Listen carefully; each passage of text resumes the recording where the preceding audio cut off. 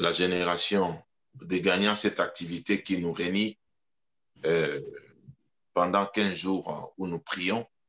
Et Dieu nous a fait grâce. Nous avons commencé depuis le mardi 15. Aujourd'hui, nous sommes le 28. Dans quelques jours, nous allons finir.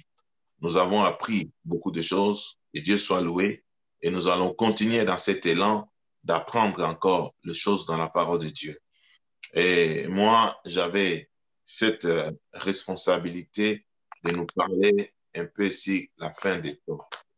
Et nous avons vu dès le début certains événements et nous l'avons classifié, posé selon les époques.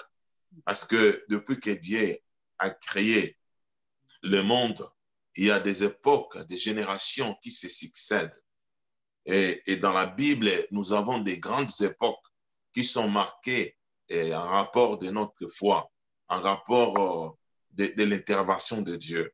Donc, la première époque, nous avons l'époque sans loi, c'est-à-dire l'époque où il y avait, Dieu a créé Adam, l'époque où les Noé sont arrivés, l'époque où l'Abraham, il n'y avait pas la loi. C'est-à-dire, dans cette époque-là, Dieu s'est révélé comme ça. Il donnait certaines directives. Et certaines personnes, ils sont morts sans écouter Dieu. Parce qu'il n'y avait pas la Bible, il n'y avait pas l'Ancien Testament ni le Nouveau Testament. Mais ces gens-là, Dieu avait imprimé dans leur cœur sa parole. Et c'est ce que nous appelons la loi de la conscience, de la grande conscience. C'est-à-dire l'homme lui-même, il se juge. Nous pouvons lire dans Romains, et Romains dans Romains, je crois, vous trouverez cela, mais on ne va pas lire. Et la deuxième grande époque de la Bible commence avec Moïse. C'est la période de la loi. C'est-à-dire Dieu a parlé à Moïse, il a joué le rôle de législateur. C'est-à-dire il a mis la loi en place que les hommes devaient respecter, surtout le peuple d'Israël devait respecter. Et Dieu était catégorique. Moindre erreur, moindre pépin, c'était la mort, c'était le jugement, c'était la frappe. C'est comme ça nos anciens ont vécu pendant cette période difficile. Et Dieu a suscité de prophètes pendant cette période. Tous qui sont vécus sous la loi, hein, sous la loi. Et sous la loi, le péché n'était pas effacé. Le péché était couvert. C'est comme vous avez une table dont le plateau, le bois qui n'est pas à bon état. Qu'est-ce qu'on fait alors qu'on a besoin encore d'utiliser cette table? On va chercher une nappe, une très jolie, une très belle nappe. On va couvrir la table. Lorsqu'il y a des gens qui passent, ils ne sauront pas que cette table est trouée, le bois n'est pas en bon état. Alors, les gens de l'Ancien Testament, c'était pareil. Lorsqu'ils avaient commis des péchés, ils devaient aller avec des animaux dans les tabernacles pour offrir. Ce n'est pas eux-mêmes, il y avait aussi quelqu'un qui devait prendre. Il y avait des lévites, il y avait des sacrificateurs qui devaient faire des cérémonies, qui devaient, les souverains sacrificateurs à la longue, qui devaient aller une fois l'année dans les lieux très saints pour présenter le péché du peuple. C'est-à-dire, le pauvre venait avec des tourterelles, les petits pigeons, et ceux qui étaient riches venaient avec des gibiers, des agneaux, ainsi de suite. Et Dieu était très exigeant. L'animal ne pouvait pas avoir un défaut, ne pouvait pas présenter une anomalie. Voilà, bien-aimés dans les Seigneurs, ils ont vécu, beaucoup ils sont morts. Et Jésus-Christ est né pendant cette période de la loi. Il est venu accomplir la loi. Et voilà Jésus qui est né sous cette période de la loi. Et par ça, il est mort. Et par sa mort, Jésus-Christ a commencé une nouvelle période qui est le temps de la grâce. Et le temps de la grâce, c'est le temps dans lequel nous vivons. Jusqu'aujourd'hui, nous sommes dans le temps de la grâce. Dans le temps de la grâce, le salut est donné au nom de Jésus-Christ. Hein, au nom de Jésus-Christ. Donc, celui qui croit au Seigneur Jésus, il est sauvé. il est pardonné. Tu ne payes rien. Tu n'offres pas holocauste. Tu ne viens pas avec des gibiers. Tu ne viens pas avec des animaux, ainsi de suite. Donc voilà, c'est temps de la grâce. Mais c'est un temps qui est très, très stratégique parce qu'on ne connaît pas à quel moment ce temps va finir. Quand le temps va finir, il y a des signes qui est précurseur, comme nous avons vu dans Matthieu 24. On nous a parlé qu'on doit se préparer, l'amour va se refroidir, les gens deviendront méchants, ainsi de suite. Il y a plusieurs critères. Il y aura de faux prophètes, il y aura de faux serviteurs, il y aura de faux chrétiens qui viendront. Tout ça, ça fait partie des signes. Mais ce qui va limiter ce temps de la grâce, c'est l'enlèvement. Parce que Jésus-Christ, il est mort, il est monté, il nous a donné la promesse qu'il est allé nous préparer de la place. Si vous lisez Jean 14, il dit, dans la maison de mon Père, il y a plusieurs demeures.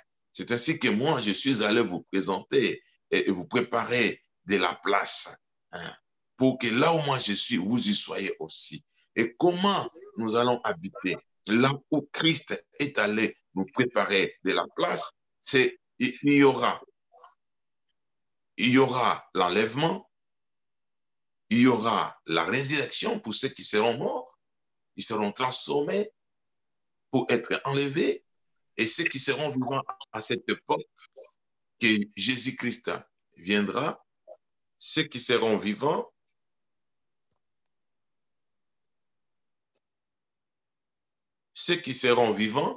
ils seront transformés, tous ils vont monter au ciel à la rencontre de Jésus. Et quand ils vont monter au ciel, il va se passer des choses. La première des choses, ça sera le tribunal de Christ. La deuxième des choses, dans le tribunal de Christ, on va juger les chrétiens, on va juger leurs œuvres. Mais ça ne sera pas pour les jeter dans l'enfer, non. Ça sera un jugement récompensatoire, c'est-à-dire pour récompenser le travail, la foi, les services, le travail que nous avons fait ici sur la terre en étant chrétiens. Voilà pourquoi, bien aimés, nous, en tant que chrétiens, nous devons servir, nous devons poser de bons actes, des actes d'amour, des actes de bienveillance, parce que le Seigneur, il va nous récompenser un jour. Il peut nous récompenser présentement dans notre siècle, mais dans les siècles à venir, nous serons aussi récompensés. Et après avoir récompensé ceux qui seront avec lui, qui prendra 42 mois ou bien 3 ans et demi, et ils vont passer aux noces, c'est-à-dire la fête avec Jésus-Christ au ciel. Et pendant que l'Église et Jésus sont au ciel, sur la terre, la vie continue. La vie continue avec qui? La vie continue avec ceux qui sont restés, les gens qui n'avaient pas cru en Jésus. Et ils continuent, les gens, ceux que nous appelons les incroyants, les païens, ceux qui n'avaient pas cru en Jésus, ceux qui se livraient à l'ambiance, aux mauvaises choses, et ils vont rester sur la terre. Ils vont continuer de vivre.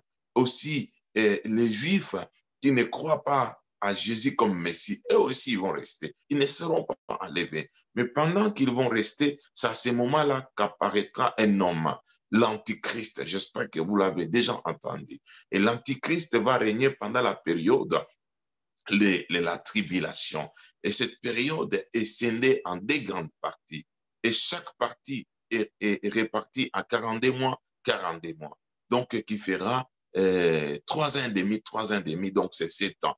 Et selon les semaines de Daniel, c'est les 70e semaine de Daniel, qui est une semaine, mais une semaine des années. C'est-à-dire, et la moitié, la première, la moitié, c'est à ce moment-là que l'Antichrist va faire de bonnes choses. La vie sera facile ici sur la terre. Les gens vont manger en toute facilité. Ils vont voyager. Tout deviendra facile. Mais à la moitié du temps que nous appelons la période de la grande tribulation, c'est à ce moment-là, l'Antichrist maintenant, il va montrer sa vraie face. Il va dire, écoutez, vous devez m'adorer. Il va s'asseoir dans les temps pour dire que c'est lui le Messie. C'est lui le Messie. Et il y aura le faux prophète qui va faire la propagande pour lui, qui va ériger une statue là, et il va animer cette statue qui va commencer à parler. Il aura le pouvoir et les gens puissent l'adorer. Et à cette période, ça sera une période très difficile, très compliquée. Pourquoi? Parce qu'il faudrait avoir la marque pour vivre. la marque de la bête, que l'Apocalypse nous dit, le chiffre 666. Et si tu n'as pas le chiffre là, tu ne peux pas acheter, tu ne peux pas voyager, tu ne peux pas vendre. Et celui qui va refuser d'adorer l'Antichrist n'aura pas cette marque. Pour avoir cette marque, il faut accepter de devenir idolâtre, d'adorer l'Antichrist. C'est à ce moment-là que va intervenir les deux témoins que nous avons vus avec nous. Et les deux témoins, ils auront la mission de rappeler au peuple d'Israël, voilà, celui que vous avez renié là, c'était lui le Messie. Et à ce moment-là, ils auront la capacité de refuser, de prendre la marque de la bête. Écoutez, chers amis, notre époque, ce n'est pas l'époque de la tribulation. On ne saura pas. Ça, c'est l'époque de Jacob et ses descendants. Notre époque, c'est l'époque de la grâce, où le salut est donné gratuitement et nous serons sauvés et enlevés. Les gens qui seront en mesure de résister pendant la grande tribulation, ça sera ça sera la génération, les descendants de Jacob qui seront en mesure de résister pendant cette période de la grande tribulation. Et à cette période-là, comment ils seront sauvés? Par leur propre effort, par leur propre sang. C'est-à-dire, on viendra leur demander, tu ne veux pas adorer l'Antéchrist, tu ne veux pas prendre la marque de la bête, ok, tu ne pourras pas acheter dans les magasins. Ils seront affamés. On vient aujourd'hui, on coupe le bras, on coupe l'oreille. Et les gens vont mourir à petit feu comme ça. Et c'est à ce moment-là, les deux témoins vont intervenir, ils vont prêcher.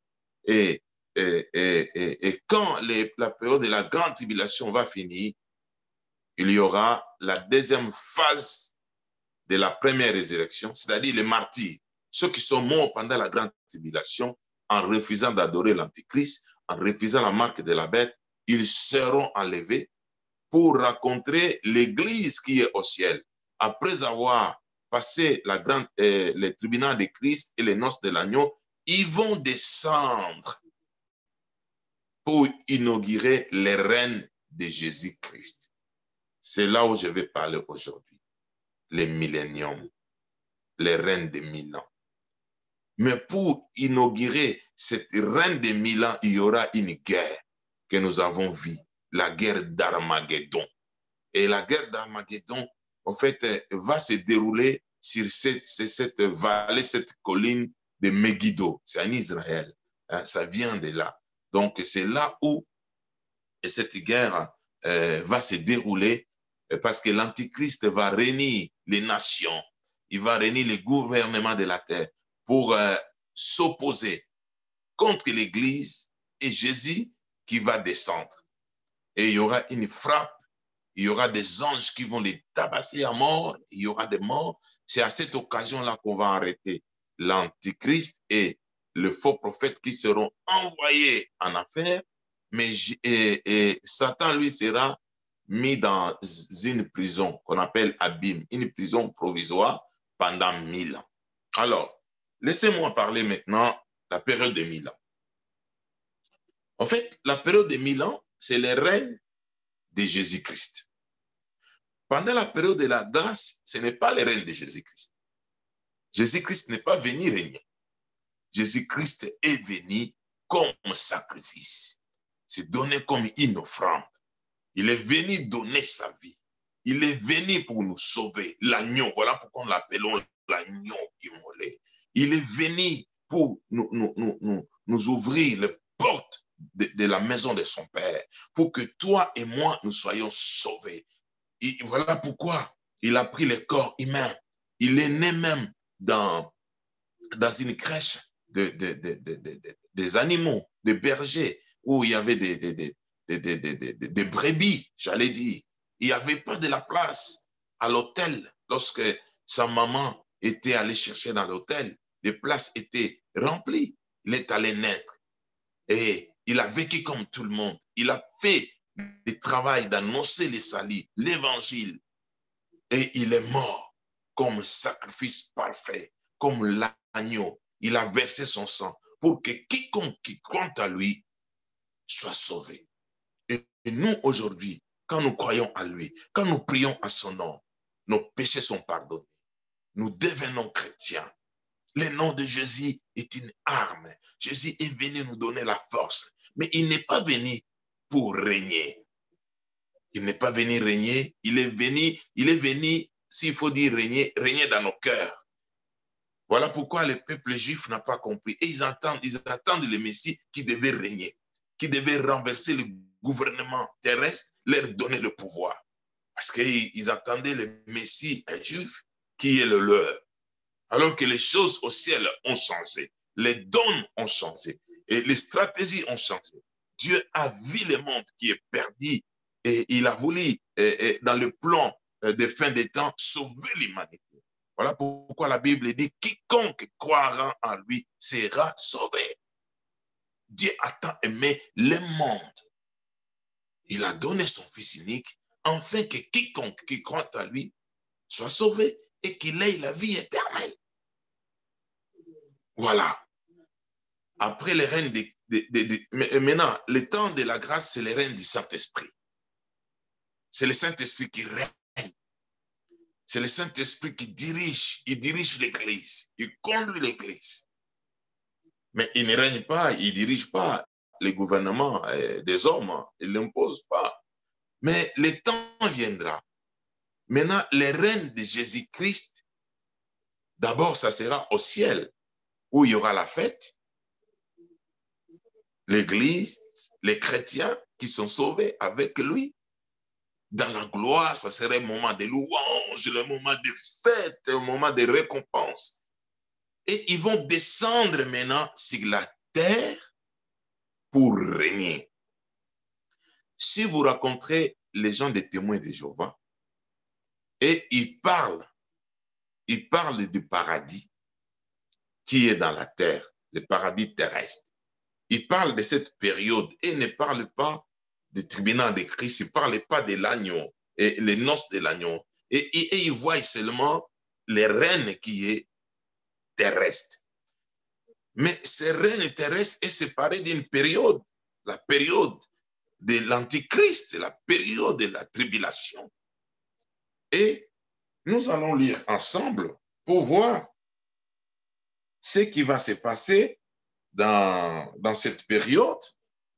Je vais commencer déjà à lire avec nous dans les livres de Psaume 37, 9 à 7. Psaume 37.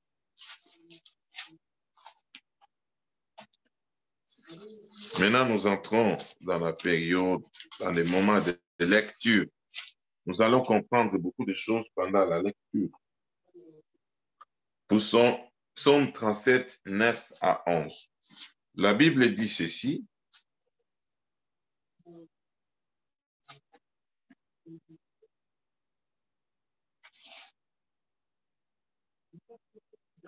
Car les méchants seront exterminés, mais ceux qui espèrent en l'Éternel possèdent les pays. Encore un peu de temps, les méchants n'existent plus. Tu regardes l'endroit où il était, il a disparu. Les humbles possèdent les pays et ils jouissent d'une paix abondante. Amen. Les justes possèdent les pays et jouissent d'une paix abondante. J'aimerais souligner un élément. Quand nous lisons la Bible, nous devons être en mesure de placer chaque contexte dans l'époque. Des fois, nous lisons comme ça. Tu prends un texte qui parle de la grande tribulation, toi, parce qu'on a parlé de l'amour là-bas, on a parlé des jugements, et tu commences à balancer de gauche à droite, des jugements qui est dit, non. Il faut situer les gens dans les contextes avant d'appliquer. C'est-à-dire, c'est dans quelle période? Quand on finit cette période, on récupère la vérité, on peut l'appliquer pour exhorter. Donc ici, on parle d'une paix abondante. Cette paix-là abondante, nous n'aurons pas ça dans ce monde, frère. Nous vivons ici dans un monde de tourments, dans un monde où il y a des difficultés. La vie chrétienne n'est pas facile, il faut lutter. Il y a des méchants. Mais la Bible nous parle que les méchants seront exterminés. Ça, c'est la première des choses. nous allons lire Apocalypse, chapitre 5, versets 9 à 10.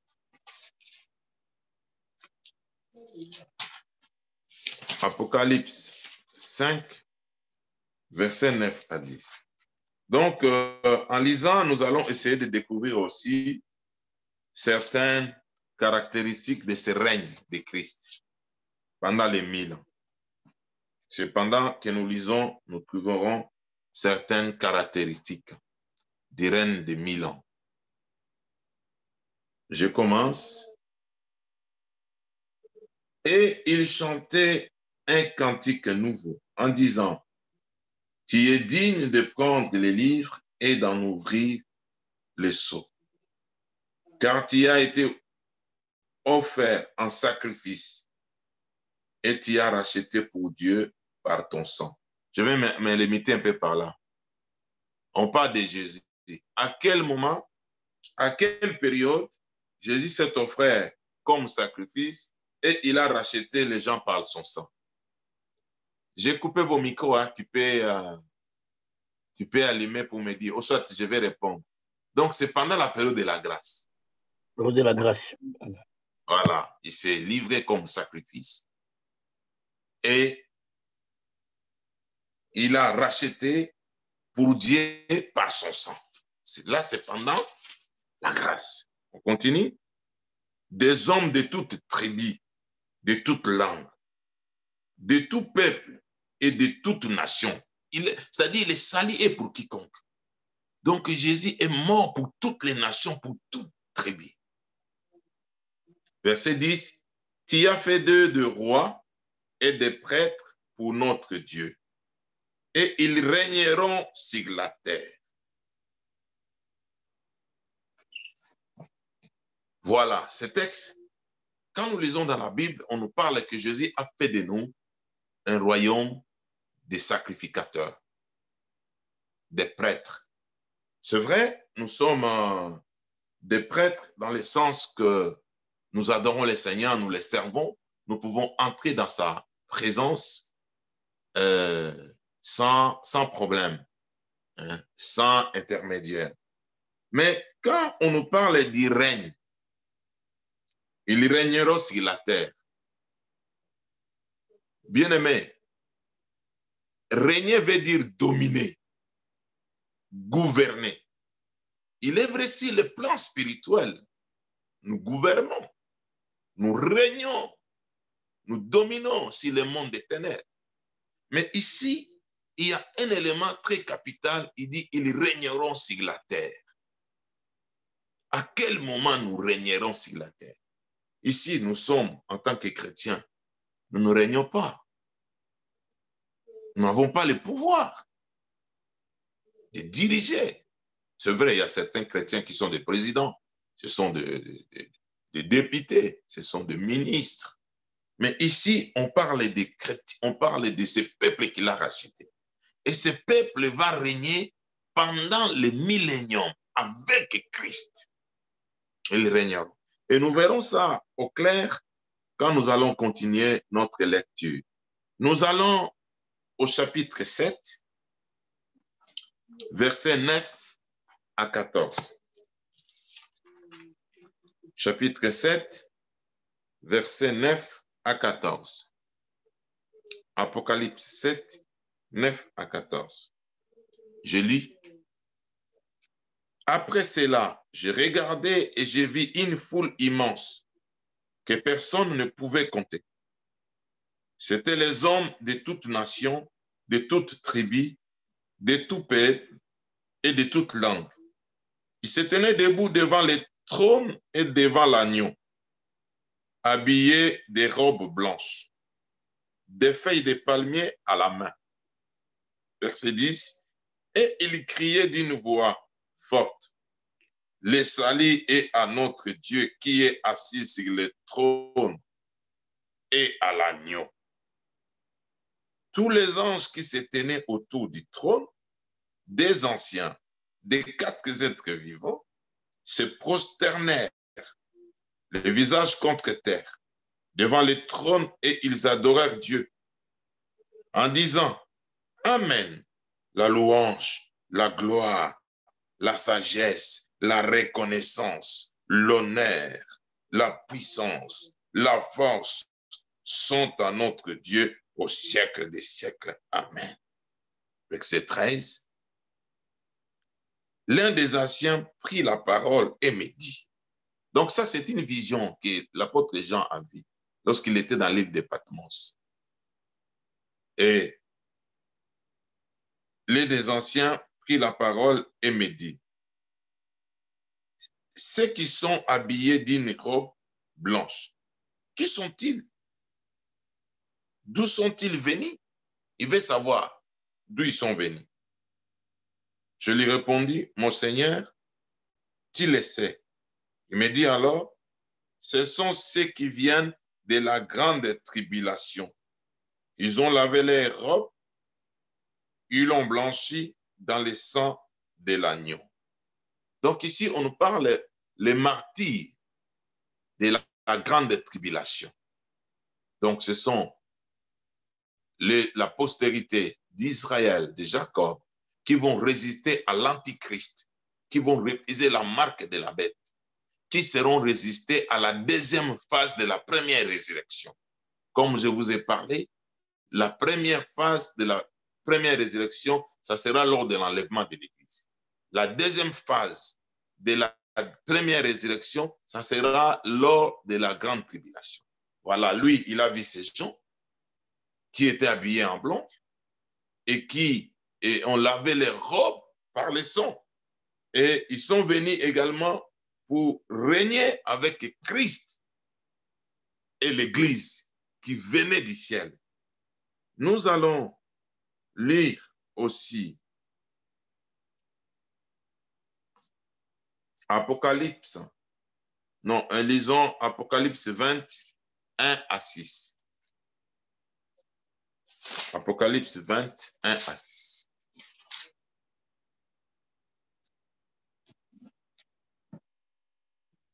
Apocalypse 20, 1 à 6.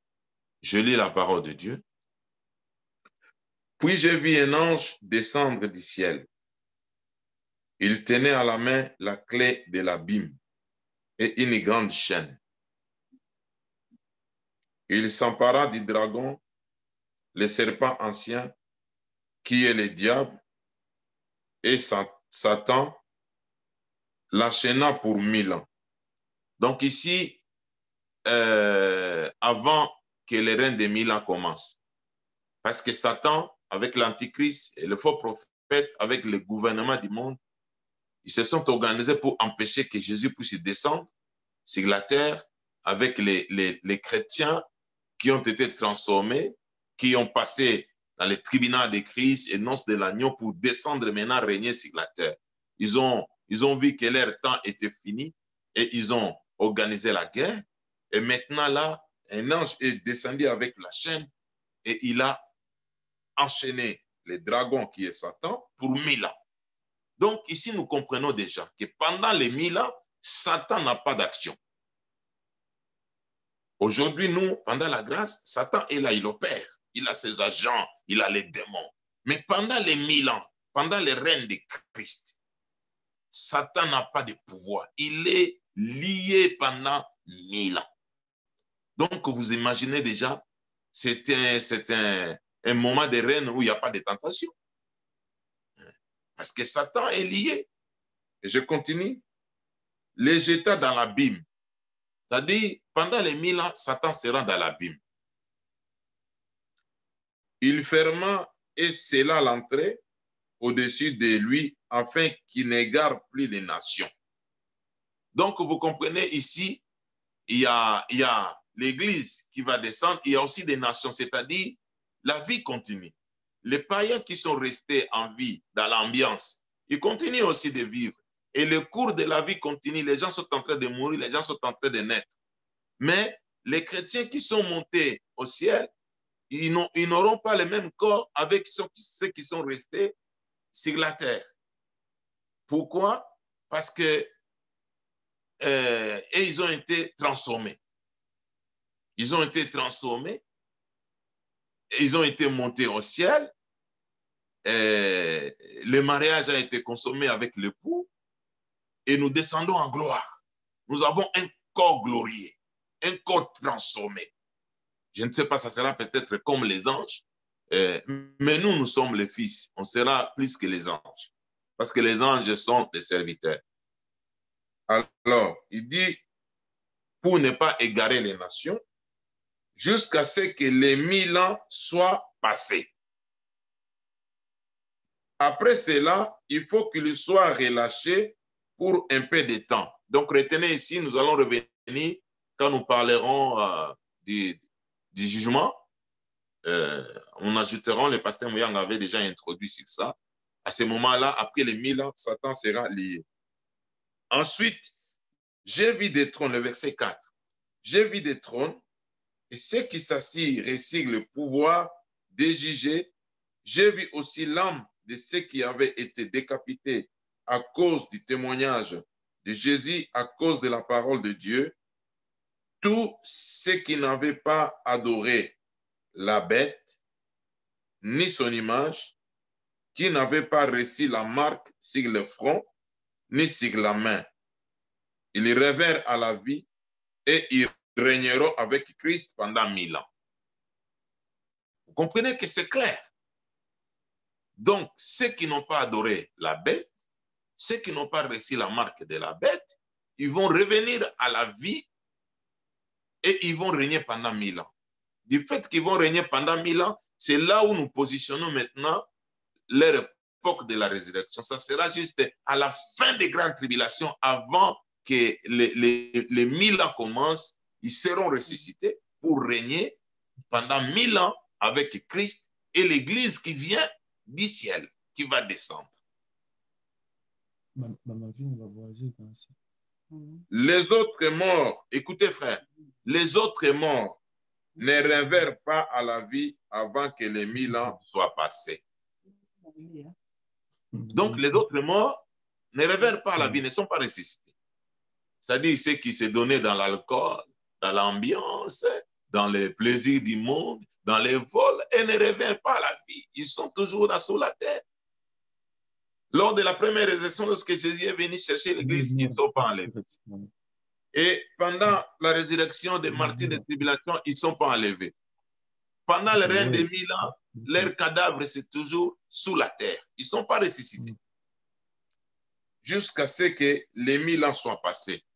Et on nous dit, c'est la première résurrection. Donc la première résurrection a deux phases. Première phase, lors de l'enlèvement. Deuxième phase, après la grande tribulation, pour les martyrs de la grande tribulation. C'est à ce moment-là que Jésus-Christ va descendre pour inaugurer son règne de 1000 ans. Le verset 6. Errez et saints, ceux qui ont part à la première résurrection. La seconde mort n'a pas de pouvoir sur eux, mais ils seront prêtres de Dieu et de Christ. Ils régneront avec lui pendant 1000 ans. Donc, pendant la période de 1000 ans, l'Église qui est venue du ciel avec Christ seront comme des prêtres. Comment comme des prêtres? Parce que Jésus-Christ lui-même représente les lieux très saints. Et l'Église qui est venue avec lui au ciel sera les lieux saints. Maintenant, les païens, les nations qui sont dans le monde, c'est les parvis. Et ils commenceront à venir. Chaque année, nous allons lire ça, je crois, dans Zacharie. Chaque année pour adorer à Jérusalem le roi des rois. Et les gens auront la capacité de vivre pendant 1000 ans. Il y a de ceux qui feront 800 ans, 900 ans, 1000 ans, ainsi de suite. Et à cette période-là, et ceux qui vont mourir, ça sera à cause de leur refus de venir adorer le roi des rois en Jérusalem. Nous allons lire aussi Apocalypse. Apocalypse.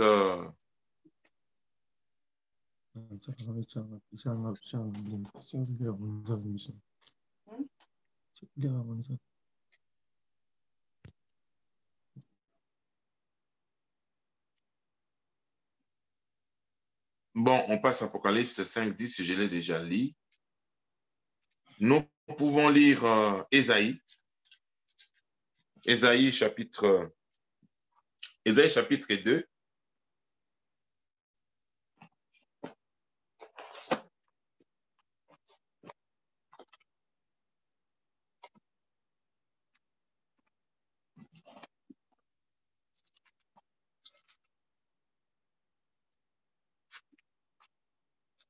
Gloire au Seigneur. En fait, je voudrais que nous puissions comprendre par la lecture quand nous lisons les textes.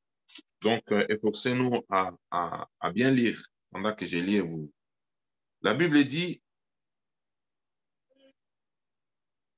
dans Ésaïe chapitre 2, versets 2 à 4,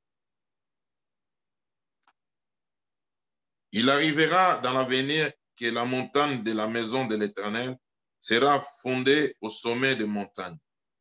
Elle s'élèvera au-dessus des collines et toutes les nations y afflueront.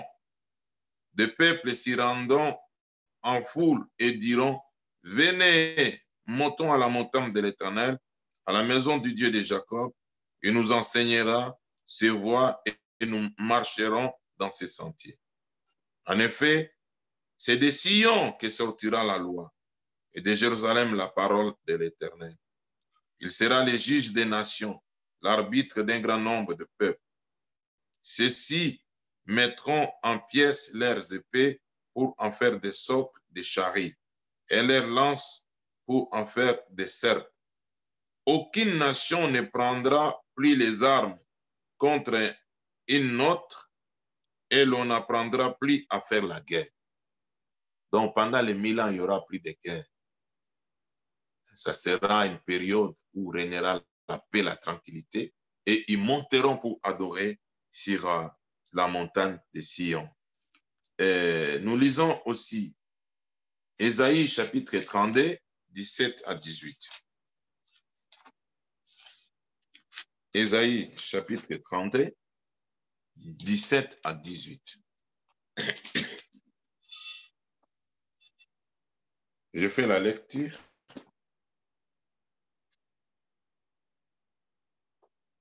L'œuvre de la justice, ça sera la paix.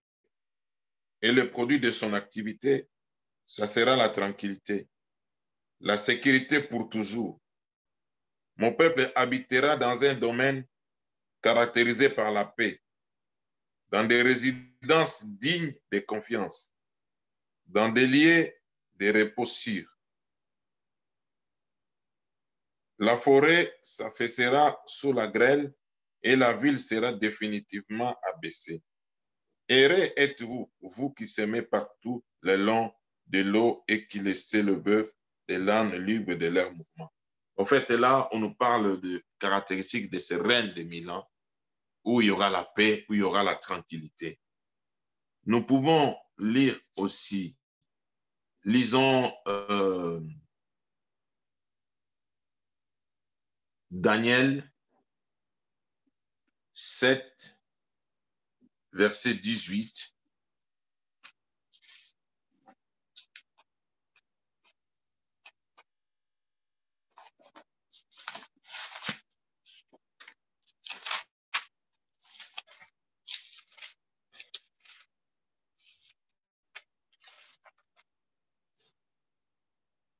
Daniel 7, verset 18.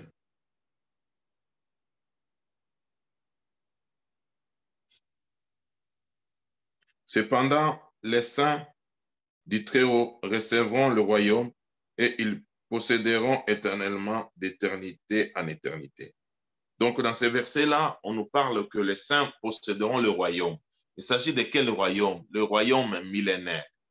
Bien sûr, nous avons aussi le royaume éternel. Nous avons la vie éternelle. Mais ici, nous entrerons en possession de ce royaume millénaire où Jésus-Christ sera lui-même le règne et le roi qui va régner pendant cette période.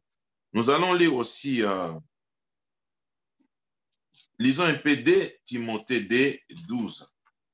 Après quoi, nous allons revenir sur des textes qui vont nous aider encore. je l'ai écrit, mais j'ai oublié ce qui se trouve, je crois, on parle du règne des saints qui vont régner avec Christ. Je crois que c'est ça. 2 Timothée 2, 12.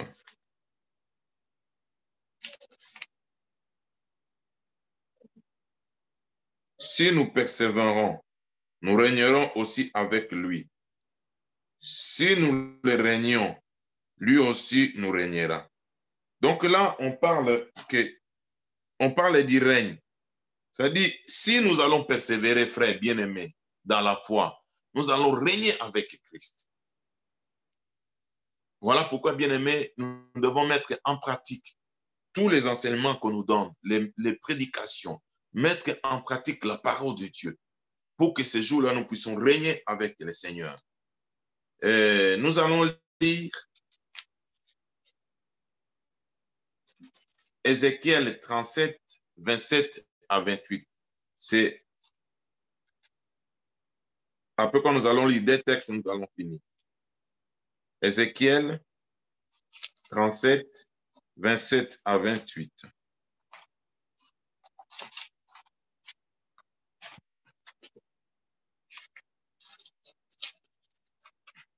Ézéchiel 37, verset 27.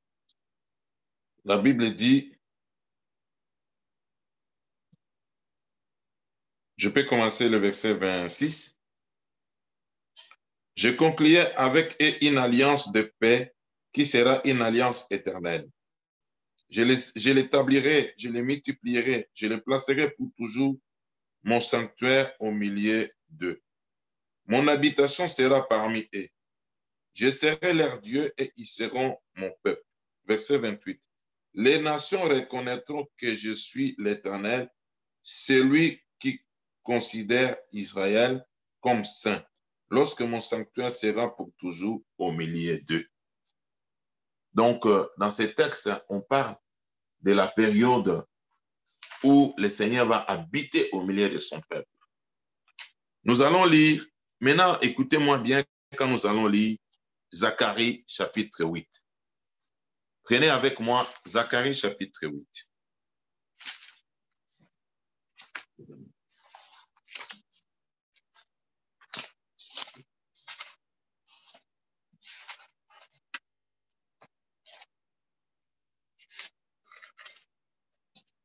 Zacharie chapitre 8.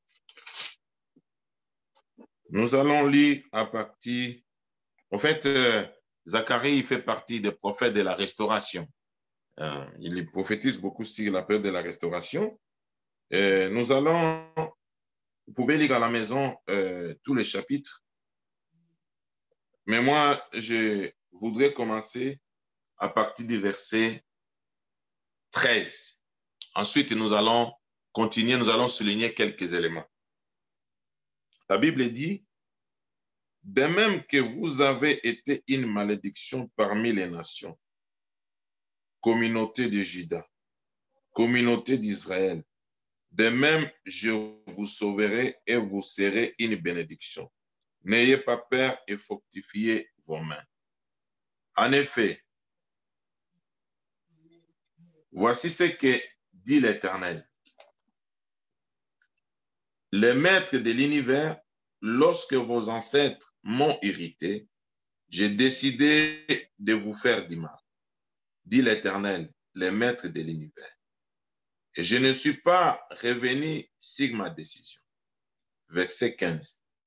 De même, je me ravise et je décide maintenant de faire du bien à Jérusalem et à la communauté de Juda. N'ayez pas peur. Verset 16. Voici ce que vous devez faire. Que chacun dise la vérité à son prochain. Rendez la justice aux portes de vos villes, conformément à la vérité et en vue de la paix. Que personne ne projette dans son cœur le mal contre son prochain. Et ne met pas le faux serment, car tout cela, je les déteste, déclare l'Éternel. La parole de l'Éternel, le maître de l'univers, m'a été adressée. Voici, c'est que, dit l'Éternel, le maître de l'univers, le jeûne du 4e, du 5e, du 7e et du 10e mois se changera pour la communauté de Juda en jour d'allégresse et de joie, en fête de réjouissance. Mais aimez la vérité et la paix. Voici ce que dit l'Éternel, le maître de l'univers. Des peuples et des habitants des villes nombreuses viendront encore. Là, j'attire votre attention. Verset 21. Les habitants d'une ville iront dans une autre en disant, allons implorer l'Éternel et rechercher l'Éternel, le maître de l'univers. J'irai moi-même aussi. Beaucoup de peuples, des nations puissantes viendront rechercher l'Éternel, le maître de l'univers à Jérusalem, et imploreront l'Éternel. Là, c'est pendant les 1000 ans que les nations vont commencer à monter pour adorer à Jérusalem. 23. Voici ce que dit l'Éternel, le maître de l'univers. Ces peuples-là, 10 hommes de toutes les langues, des nations, attraperont un jour par les pentes de son habit et diront, nous irons avec vous, car nous avons appris que Dieu est avec vous. Parce que le peuple d'Israël, ils vont bénéficier beaucoup de choses. Pourquoi? Parce que quand le Seigneur va descendre, je crois que c'est Zacharie qui le dit, dans Zacharie, je crois 12 ou 10, je ne retrouve pas les textes, ça sera en Israël. C'est là où il va instaurer son règne. Et quand l'Église, après l'enlèvement, va descendre, ça sera aussi là, en Israël. Donc, ils seront des bénéficiaires. Ils vont bénéficier. Et maintenant, pour finir, je vais nous donner la durée de vie que les gens auront pendant les milléniums. Ésaïe 65.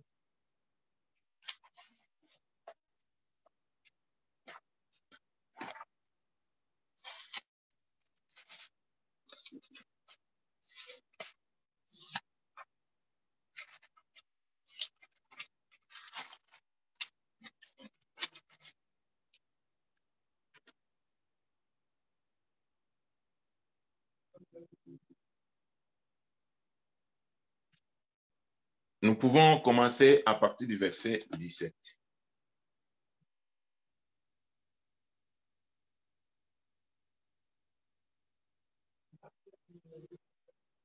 Je lis pour notre bonne compréhension. En effet, j'ai créé un nouveau ciel et une nouvelle terre. On ne se souviendra plus des premiers événements. Ils ne viendront plus à l'esprit. Réjouissez-vous plutôt et soyez pour toujours dans l'allégresse à cause de ce que j'ai créé. Car j'ai créé Jérusalem pour qu'elle soit une source d'allégresse et son peuple pour qu'il soit une source de joie. Je ferai de Jérusalem mon allégresse et de mon peuple ma joie. On n'y entendra plus le bruit des pleurs ni des cris de détresse. Donc, il n'y aura pas pendant le règne de Christ, il n'y aura pas de cris ni de détresse. Pourquoi déjà? Satan sera lié pendant 1000 ans. Verset 20. Il n'y aura plus de nouveau-nés qui vivent quelques jours seulement, ni de vieillards qui meurent avant d'avoir terminé tout son parcours. Vous voyez ces signes-là? Il dit, il n'y aura pas de nouveau-nés qui vont mourir et vivre seulement quelques temps, ni de vieillards qui n'a pas fini son parcours et il meurt. Non. Donc pendant les 1000 ans, les gens auront une longue vie. Écoutez encore ce qu'il dit. Celui qui mourra à 100 ans sera considéré comme jeune. Celui qui mourra à 100 ans sera considéré comme jeune. Et celui qui n'atteindra pas 100 ans sera considéré comme maudit. Donc, mourir avant 100 ans, c'est comme une malédiction. Donc, les gens vivront longtemps pendant 1000 ans. Ils reconstruiront des maisons et les habitations. Ils planteront des vignes et en mangeront les fruits. Ils ne construiront pas des maisons pour qu'un autre les habite. Ils ne feront pas de plantations pour qu'un autre en mange. Car la vie des membres de mon peuple sera aussi longue que celle des arbres. Vous suivez ça? Donc, la vie des gens pendant les 1000 ans sera longue comme des arbres. Un arbre peut faire combien de ans? Ceux que j'ai choisis jouiront du fruit de leur travail.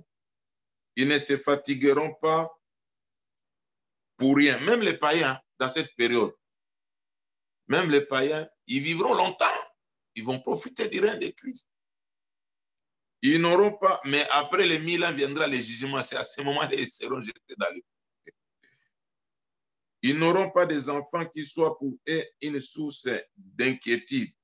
En effet, ils formeront une lignée de personnes bénies de l'Éternel et leur progéniture sera avec eux. Alors, verset 24, avant même qu'ils ne fassent appel à moi, je leur répondrai, avant même qu'ils n'aient fini de parler. Je l'exaucerai, les loups et l'agneau brouteront ensemble. Vous écoutez ça? Les loups et l'agneau brouteront ensemble. Chose incroyable. Les lions, comme le bœuf, mangeront de la paille. Ça, c'est pendant les 1000 ans. Ils mangeront de la paille. Les serpents auront la poussière pour nourriture. On ne commettra ni mal, ni destruction sur toute ma montagne sainte, dit l'Éternel. Voilà ce que j'avais à nous dire aujourd'hui sur les 1000 ans. C'est un règne de paix. C'est un règne, la position de l'Église, c'est une position de gloire. Nous, je ne sais pas, on n'aura pas besoin de maisons. Nous, on va commencer à s'aider parce que nous sommes dans la présence avec Christ. Tu auras besoin de maisons, maisons étages pour amener ça où? Déjà, tu es transformé. On laissera des maisons là pour les païens qui n'ont pas été enlevés, mais qui profitent encore de la vie pour passer au jugement. Pour passer au jugement. Nous aurons un corps glorieux comme des anges. Nous allons nous réjouir de la présence du Seigneur. Dans l'adoration, avec nos couronnes. Je ne sais pas, il y aura qui auront 4 couronnes, 5. Tu passes comme ça, on dit, ah, ça c'est Dali qui passe avec telle couronne. On voit comme ça, ah, c'est Shadrach, lui, avec 2 couronnes, ou je ne sais pas combien, peut-être 5 aussi, je ne dis pas cadet, on ne sait pas. On voit comme ça, on dit que, ah, ça c'est Jessie, et Jessie qui passe, ah, il a combien de couronnes? Pourquoi il a ces couronnes? Ça, c'est couronne de fidélité. Ça, c'est couronne de... Lui, il était vraiment, quand il était sur la terre, là, pendant la grâce, il était fidèle. Voilà pourquoi ce genre... Donc, ça sera la guerre de couronne. Donc, si tu veux, parce que les sièges, c'est là en Israël. Si tu veux aller, par exemple, au Congo, tu passes directement, tu te retrouves. Tu n'as pas besoin d'avion, tu n'as pas besoin. Parce que nous serons bien aimés pendant les 1000 ans. Les reines. Voilà, bien aimé, j'aimerais m'arrêter par là. En fait, j'ai essayé avec le mot simple, avec le peu de connaissances, d'expliquer un peu cette période des 1000 ans qui viendra après les temps de la grande tribulation, qui sera précédée par la guerre d'Armageddon, où Satan sera mis dans la prison, mais l'Antichrist et le faux prophète dans le feu. Mais après les 1000 ans, Satan sera libéré, il va séduire quelques nations, ensuite il passera en enfer et il y aura le jugement dernier, le trône. Donc voilà, bien aimés dans le Seigneur, préparons-nous, soyons vigilants, mettons de l'huile dans nos lampes, comme des 5 vierges sages qui sont prêts, qui ont leurs lampes, qui ont de l'huile en réserve. Nous devons faire attention parce que Il y a des voleurs qui peuvent voler notre huile. Il y a des gens qui viendront avec belles paroles pour voler notre huile. Gardons notre huile, gardons notre onction, gardons notre grâce et préparons-nous, bien-aimés, parce qu'on ne sait pas à quel moment le temps de la grâce finira. Parce que ce temps va déclencher de grandes choses pour nous qui seront vraiment un avantage. Ne ratons pas cela. Ne dis pas que non, moi-même si je ne suis pas enlevé, je vais vivre pendant les 1000 ans. Ah oui? Tu vas vivre pendant les 1000 ans, mais la finalité sera quoi? Pendant les 1000 ans, tu seras jeté en enfer après les 1000 ans. En enfer. Et nous voyons les gens qui vont bénéficier les martyrs de la grande tribulation. Et là, c'est l'angoisse de Jacob. C'est eux qui auront la capacité de résister si la marque est faite. Mais nous, les païens des nations, notre temps, c'est maintenant. Le temps d'être en Christ, le temps d'être prêt, le temps de se sanctifier, le temps d'aimer Dieu, le temps de servir pour recevoir des couronnes, fêter avec le Seigneur au ciel. Prions le Seigneur. Alléluia. Gloire au Seigneur. Bon, je ne sais pas, excusez-moi, je ne sais pas si on a quelques questions.